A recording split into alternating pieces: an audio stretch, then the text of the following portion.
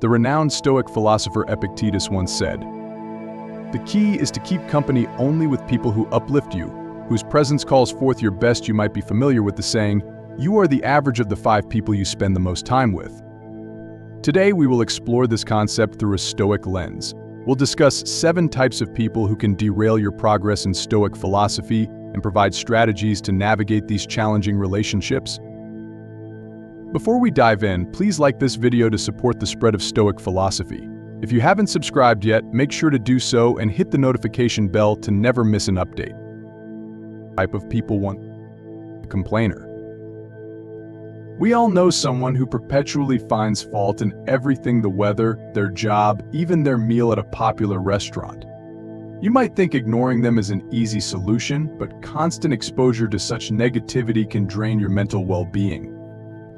It's like a leaky faucet, slowly depleting your reservoir of emotional energy. Stoicism teaches us to focus on actionable solutions rather than dwelling on problems. Imagine collaborating on a project with a constant complainer. Each meeting turns into an exhausting session of complaints, derailing the team's morale and sidetracking you from finding actionable solutions. How can Stoicism help you deal with the complainer? Here are a few strategies.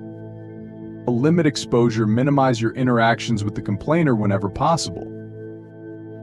Mental distancing during their rants. Think of their complaints as a passing storm, loud and unsettling, but ultimately temporary and powerless against your inner tranquility. Steer the conversation. Redirect discussions towards solutions or more constructive topics.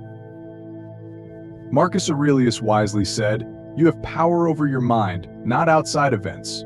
Realize this, and you will find strength." This timeless advice encourages us to guard our mental peace, ensuring chronic complainers don't deviate us from our path of resilience and virtue. Type of people 2. The drama magnet. Picture your life as a ship sailing through calm waters. Then you encounter the whirlpool known as the drama magnet, a person with an endless series of crises and conflicts, pulling you into their vortex of chaos. Initially, you might mistake their energy for passion or excitement, but soon you realize that being in their sphere is like navigating a ship through a storm. Drama magnets make their crises feel like your own, infecting you with their chaos. For instance, a friend who has frequent fallouts with others in your social circle might drag you into their conflicts. To handle drama magnets, try these strategies. Reflective listening. Instead of offering advice, mirror their words back to them. For example, if they say, "I can't believe Sarah said that about me," respond with, "So you feel betrayed by Sarah's words." Selective unavailability. Value your time highly. Create periods where you're focused on your work or personal development and make it known that you're not to be disturbed during these times. Seneca said, "True happiness is to enjoy the present without anxious dependence upon the future. Instead of worrying about the next crisis, focus on the present moment where you have control." Type of people 3. The naysayer. Imagine you're an artist painting a canvas, and the naysayer walks in, critiquing your work with persistent doubt and negativity. This isn't constructive criticism, but an aura of doubt that dulls your vibrant canvas.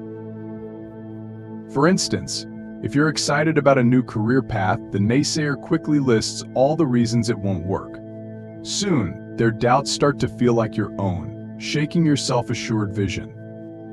How to deal with naysayers. Ask for advice. Instead of just sharing your plans, ask for their advice.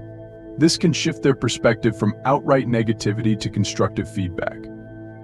Positive confrontation. Challenge them to think of solutions. If they say, "You'll never succeed," counter with, "Interesting perspective. How do you think someone could successfully make a career change?" Epictetus reminds us we have 2 ears and 1 mouth so that we can listen twice as much as we speak. Listening means discerning valuable input from mere noise, ensuring naysayers don't cloud your canvas with doubt. Type of people 4. The victim. Life is like a chess game, with each player having the same pieces and goal. The victim, however, blames the board, pieces, or opponent for every poor move. They cast themselves as helpless protagonists in a never-ending tale of woe, refusing to take responsibility for their actions. Dealing with victims can be challenging. Instead of becoming their savior, draw firm boundaries to protect your mental state. Show empathy and kindness, but don't try to rescue them from situations they need to navigate themselves. Marcus Aurelius said, "The best revenge is to be unlike him who performed the injustice. Don't let the victim's narrative make you one yourself. Take control of your game board, make strategic sacrifices, and play for growth and wisdom." Type of people. 5. The toxic positivist. This person always exudes sunshine and rainbows, dismissing your feelings with glittery optimism. While their approach might sound uplifting, it often invalidates your experiences and disconnects you from reality. If you're going through a tough breakup, the toxic positivist might say, "There are plenty of fish in the sea.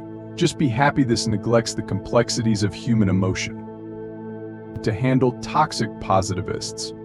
Embrace light and shadow. Acknowledge both positive and negative aspects. If they say, "Look on the bright side," respond with, "Yes, I'm grateful for my health, but it's also okay to feel upset about this issue." Emotional granularity. Differentiate and label your emotions, saying, "I'm feeling a bit melancholic today due to X, and that's okay," can be liberating. Type of people. 6. The manipulator. Your life is a movie script, and you're the main character. The manipulator, however, subtly rewrites your script for their benefit. They might use flattery, guilt trips, or deceit to steer you in a direction that benefits them. Handling manipulators requires careful strategy. Fogging agree with any truth in their statements but refuse to be moved by emotional coercion. For example, if they say, "You're so successful, you should cover dinner," respond with, "You're right, I've been doing well, but let's split the bill as usual." Set clear boundaries. Learn to say no assertively. For instance, "I can't lend money, but I'm here to offer emotional support." Epictetus warned, "We cannot choose our external circumstances, but we can always choose how we respond to them. By choosing to respond differently, you take control of your script." As we conclude today's exploration into the characters who can derail our path towards Stoic resilience and wisdom, let's remember that self-awareness is key. It's easy to recognize these types in others, but the more challenging and enlightening task is to look within. Are you unintentionally playing one of these roles in someone else's life? Stoicism isn't just about navigating the world, it's also about understanding and improving ourselves. If today's discussion has sparked a realization, an epiphany, or even just a bit of introspection, I'd love to hear from you in the comments. Share your thoughts and experiences, and let's engage in a dialogue that enriches us all. Until next time, may your choices align with your virtues, may your actions reflect your wisdom, and may your life be the masterpiece you're meant to create.